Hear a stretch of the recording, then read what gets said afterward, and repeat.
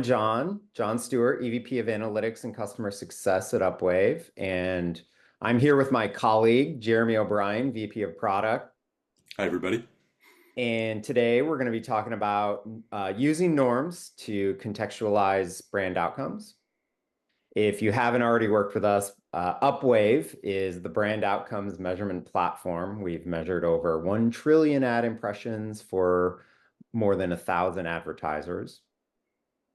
And of course, we have had norms built into the measurement. So what we're talking about today are some of the recently released enhancement to give brand marketers even more measurement tools. But before we dive in, I do want to remind all of you in attendance that the Q&A is open. It's in Zoom. You can ask any question at any time, and we'll try to get to it organically, or we might wait and answer it at the end here. So first, let's kind of take it back to the beginning. Norms are one of the things that's commonly asked for in measurement. They've been around forever, but it might be a good time to level set on why we need them and what kinds of things that norms can help you understand. So for me, it's really simple. You get a result. Let's say you get 2 points of incremental lift for consideration of your brand as a result of the advertising. Well, then the question becomes, is that good? Could it be better? Are others getting that? Or said another way here on the slide, how is this campaign performing relative to other campaigns that might be comparable? So that's why we need them. But what exactly do we mean by this? Well, reading over this slide from left to right, here's what we mean. So first of all, there's the campaign itself. And the comparisons give you the degree to which your campaign performed well or not well, meaning if you got a good result, did everyone in the comparison set perform well? Or if you think you didn't get a good result, maybe what seems bad is actually not that bad.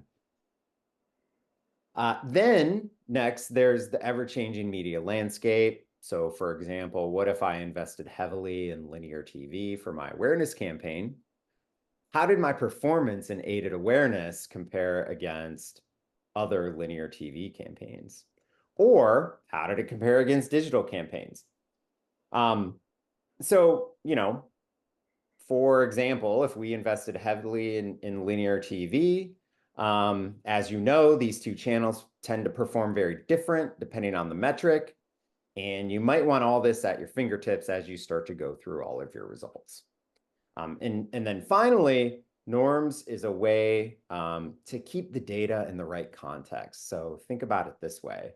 One outcome metric, like let's say purchase intent for a brand, is kind of a cog in the large wheel of your understanding. So different comparison options help us make the right comparisons of the data, and at the same time, helping us from straying and making the wrong comparisons, like different metrics or even similar metrics, but with different methodologies. So a good set of norms helps keep us in the right kind of sandbox. And why do we need different comparisons at different times? Well, in order to know that, you have to think about your brand, your campaign strategy, and what might be playing the most important role in your campaign. So the set of questions to start to think through before you start thinking about norms as a basis of comparison are things like, what are the other brands my consumers might be considering? How well known is my brand that I'm advertising? What category or more important categories is my brand? And then most importantly, or more importantly, what media tactics did I use in my upper funnel campaign to try to accomplish what I was trying to accomplish? And the idea here is that Upwave norms are purpose-built to answer these questions, not really making you choose or decide, but giving you all the context at your fingertips. And with that, Jeremy and I are pleased to announce the new Upwave norms. So for those of you already familiar and already use Upwave, The first two on left or right are two renamed norms that you've already used. These are platform norms and brand maturity norms. We're going to get into what these mean in a minute. Industry and tactic norms are new, and you have asked for these, right? So they're now built into the platform, available at your fingertips, enabling you to be the master of your own destiny. So you find that your brand doesn't have a relevant comparison in its industry, no problem. You have three other choices. So all of these norms are available for comparison to your brand. There's no right answer for which one to choose, only what's right for your situation. And to get into what we did and some examples, I would like to bring in Jeremy. Jeremy, so what are these norms and how do they work? Thanks, Sean. Yeah, so before we get into each of them, I think it's important to call out that we know that the quality and reliability of norms are really important to you when you're making comparisons, when you're benchmarking. And each of these different norms provide that we provide are rigorously defined and rigorously estimated. We account for the precision of measurement on each campaign that contributes to a norm, and we also give you error bars for the norm itself, so you don't have to guess how confident to be in it. Additionally, we leverage the innovation of Bayes, Upwave's AI agent, to bring automation and convenience to norms, just like other parts of our platform. Yeah, so let's dive in, starting with platform norms. So, as you alluded to, platform norms used to be called real-time norms. They're at the campaign level, and they're evaluated for each KPI over campaigns in the last 30 days, which means they're dynamic. So they help to account for what's going on in the world at any given time. Yeah, so one of the real world example here for platform norms is, let's say you ran a Super Bowl ad, right? And you're feeling good from the lift. But you may not want to compare yourself to, let's say, a linear TV ad in summertime when maybe it's a time when people aren't as leaned into the commercials or, vice versa, depending. So you might want to compare against similar time periods or a specific time period when consumer attention tends to be different seasonally speaking. Or, maybe something like stress about the economy or someone's particular spending power drives how people feel about certain brands at any given time. So it's important to be comparing apples to apple in the present. And this is what platform norms does. Those are great examples, John. Let's talk about our next norm that's gotten a name change, which is brand maturity norms. These are also campaign level, and they used to be called real-time plus norms, which is a bit of a mouthful. And this new name, I think, is a lot clearer. It's a signal of why they're so valuable. So you may have noticed that it's generally harder to drive brand lift from very low baselines or particularly high ones. And brand maturity norms employ models for each KPI to reflect that fact. So the expectations that you have or that you set for campaigns account for the baselines that you're starting from. And this is valuable for all campaigns, to be sure, but it's especially so for brands that are new entrants or mature incumbents.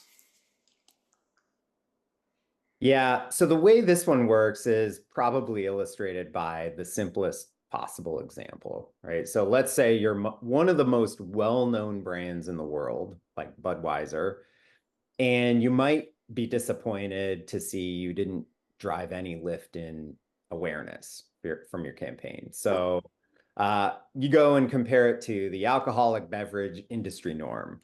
And, that might contain things like my personal favorite emerging hard kombucha brand, Flying Embers, or other brands that have a lot of room to grow. And this isn't really a fair comparison of Budweiser, right? So you could use brand maturity norms to compare Budweiser with other brands that have nearly 100% awareness and get a better sense for what lift you might expect from other brands with the same level of maturity.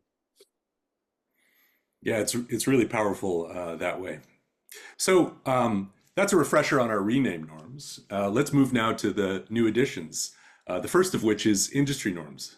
So thanks to all of you out there who shared feedback over the course of our industry norms beta last year.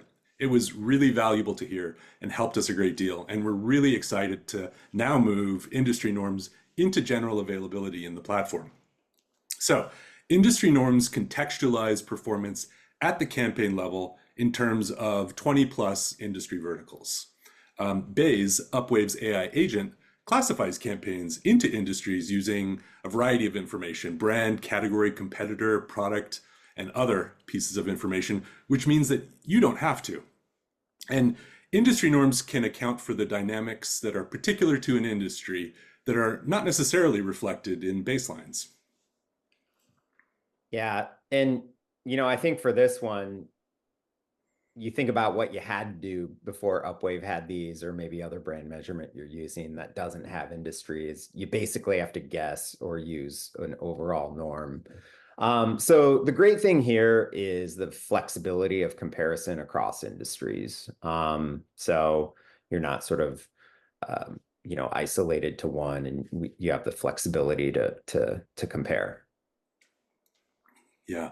So now let's turn to our last norm, which I'm very excited about.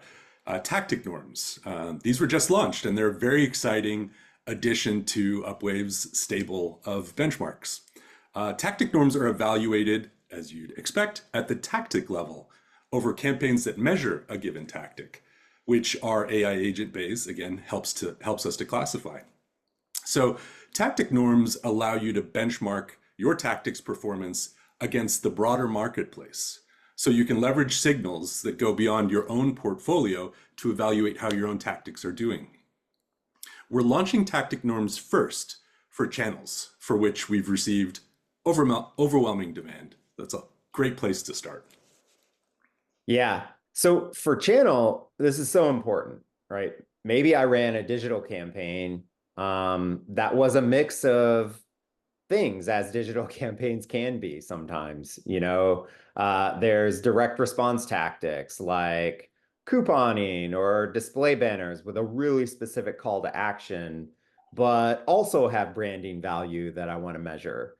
Well, the idea here is it really fair to compare that against a TV campaign, which could be a more lean back experience with sight, sound, and motion.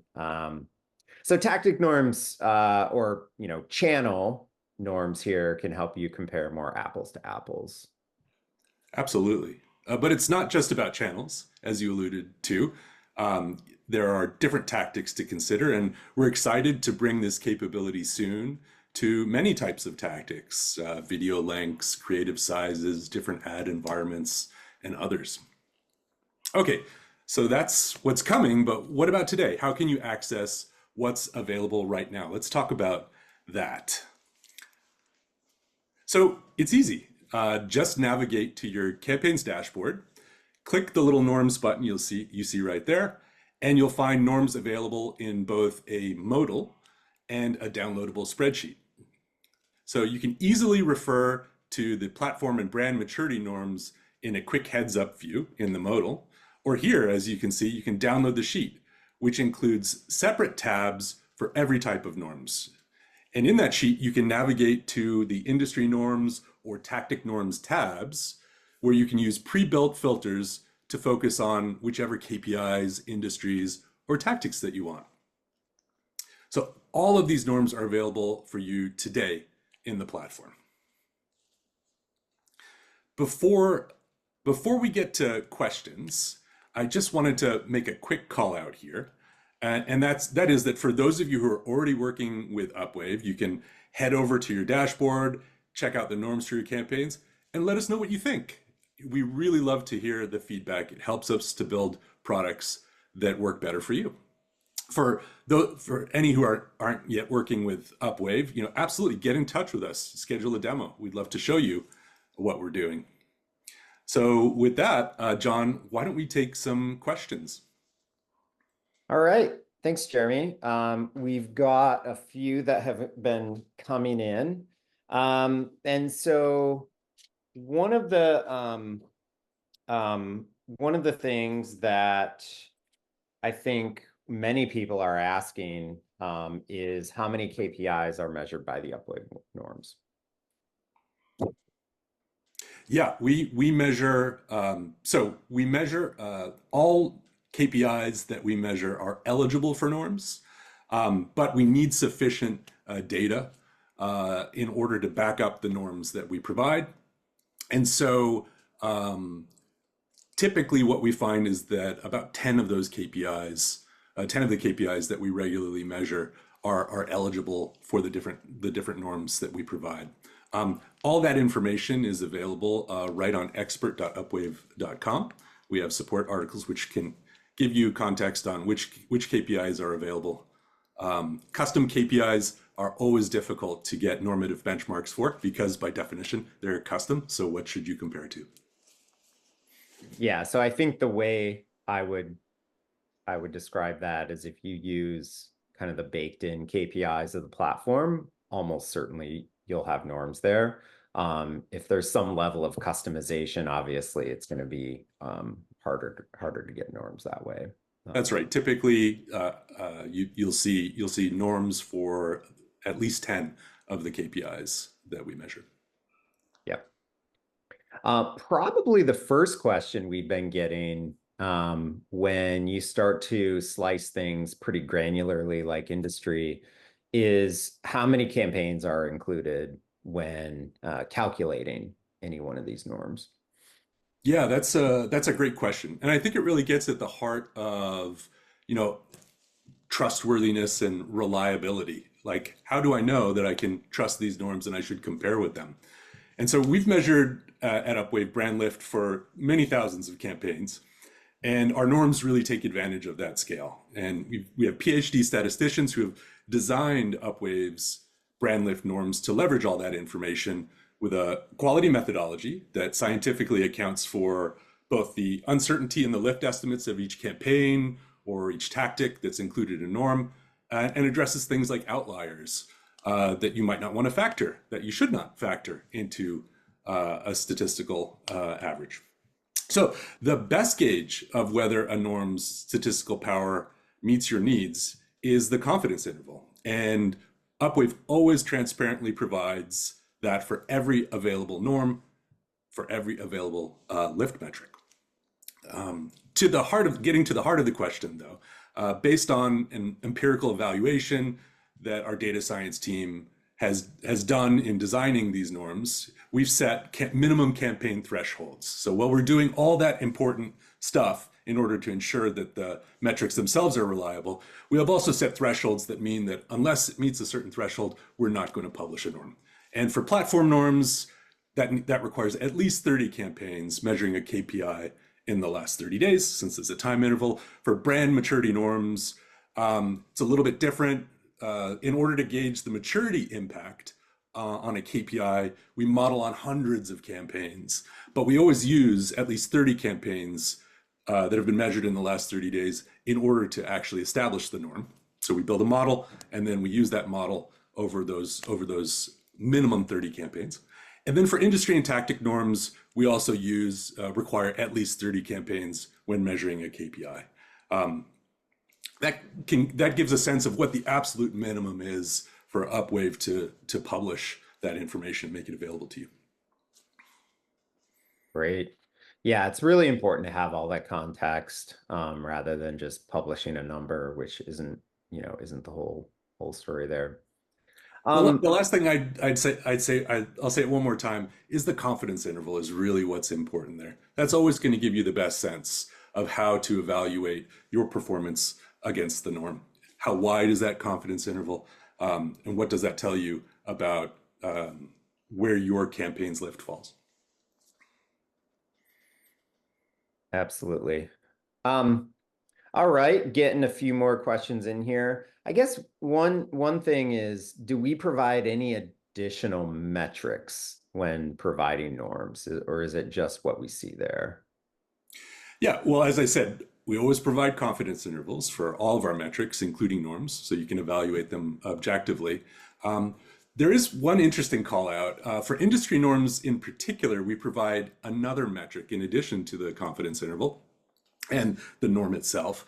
And that's called the percentage of campaigns beaten. And that means just what it sounds like. Like if you look at all the campaigns that are a distribution of all the campaigns that are included in the norm, where do you fall on a percentage basis relative to those other campaigns?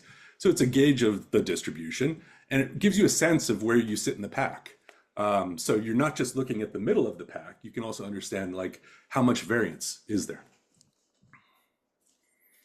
Yeah, and one of the things we found is that percentage of campaigns beaten, even if maybe this campaign is a little bit south of the norm, uh, that can actually be very helpful and can also give you some positive news, right? There are, because even if you didn't beat, let's say the average, the performance on the campaign is likely to have beaten many, many other campaigns, which can be very useful. Going back to some of the norms that we presented, one question from the chat here is, are the Upwave norms included in the AI generated campaign insights reports?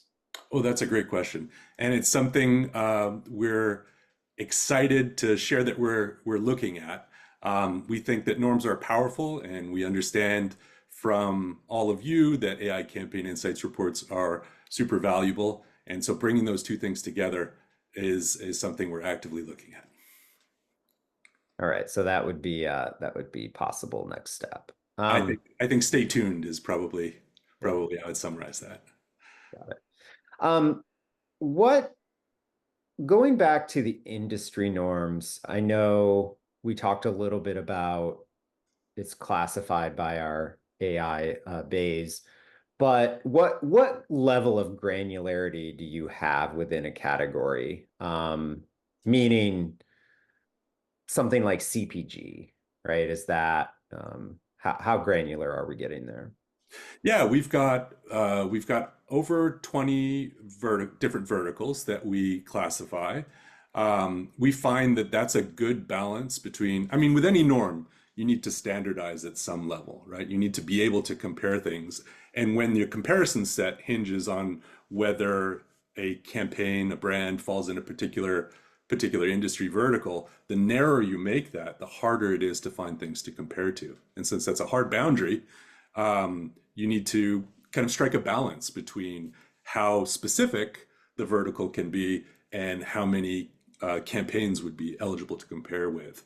And that's really why we arrived at the number that we did of just over 20. Um, and we found that the industry verticals, as we evaluated this with many customers, generally hew to their needs. Of course, we'd always like to have more precise comparisons, but what we wanted to make sure is that we had coverage and that we could provide valuable benchmarks for as many of our customers as possible. Hmm. So take a look at our norms. As we said, they're available to you in the platform, and let us know. Let us know what you're looking for. We're always looking to refine and innovate on our product. And we publish also the industries that are available on expert.upwave.com if you'd prefer to go there rather than look at your own norms in the dashboard. Great. All right, we've got a couple of tactical questions here. So how do you kind of use these norms? One is it fair to use and I'm assuming they're asking about platform norms here. Um, is it fair to use the current norms for past brand lift since by nature it's somewhat dynamic? Um, that I mean, optimally, you would use normative benchmarks from the same period in time, if time is a factor in what you're looking at, and that's what certainly what we would recommend.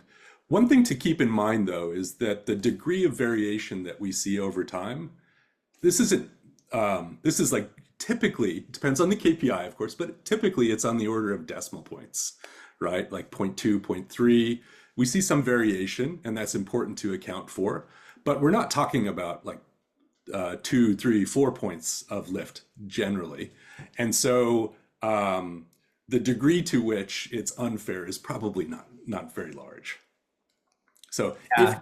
if that was your best option, you're probably not doing yourself a great disservice. But one of the reasons why we've explored providing different options is because we want to give you different ways of evaluating and accounting for even those small differences in what you might count as success or what you compare to. That's exactly what I was going to say. We want you to use apple to apples comparison, but don't stress out too much because it's not like the norms are going to be wildly different over time. Couple of decimal points usually. Okay, I think it's the last question. Another tactical one. If somebody is clicking the Upwave button in their trade desk platform, so if Mhm. they're running a trade desk campaign and then using Upwave to measure it, by, in the DSP, are the Upwave norms included there? Great question. So, whether you're working with Trade Desk, Solimar, or using any of our other integrations with partners, um, in that case, if you'd like to use norms, I think the best thing to do is to reach out to Upwave support for help. We'd love to get you what you're looking for. It's not always built into those platforms, and the best way to get you what you're looking for is to talk to us. So contact support, and we'd be happy to help. Great. Um, we've got a follow-up question to that, which is, um, is it fair to say that the norms are going to get added to the AI generated campaign insights reports with increasing demand? If the people if the Oh, people demand it, how does that factor in? that is always the case at Upwave, and I'd say that should always be the case in any user-focused organization that builds products. Is you got to listen to what people are asking for. So please raise your hands, get in touch with us, get in touch with me and my team at product@upwave.com. We love feedback, any feedback, positive, critical. It helps us to know how to build the product better to meet your needs. So yes, if norms in AI campaign insights reports is sees vigorous demand, then absolutely we want to we want to factor that into what we do next. Yep. I think that's a great way to wrap up here, which is a general statement that we would love your feedback. We're always building and tweaking based on our customer demand and preferences. And so please get in touch. And I want to thank everyone who attended today. That's a wrap. Keep an eye out for more innovation and more content coming from Upwave. Thanks, everybody. Thanks, everyone.